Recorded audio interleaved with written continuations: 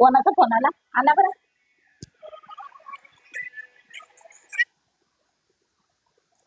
Hello. हा, बोल बोल. हा, झाले जेवण वगैरे झाले आमचे. हा, बोल. हा, तुला पण गुढीपाडव्याची शुभेच्छा. हो हो. नाही बाई, मी नाही उभारली गुढी. नाही नाही, मी कधीच नाही उभारत गुढी. नाही. का?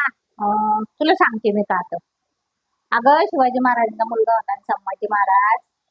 हा, तर काही लोकांनी काय केलं, संभाजी महाराजांची मुंडकी उडवली आणि तलवारीच्या धारेवर अशी अडकवली आणि पूर्ण गावभर तिची मिरवणूक काढली आणि त्यांनी आनंद साजरा केला.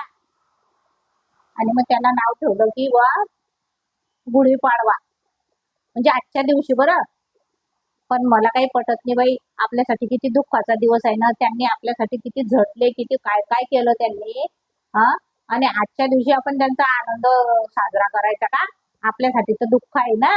मग नाही बाई, मी काही करत नाही अशी रिकामे काम, मला नाही पटत. हा.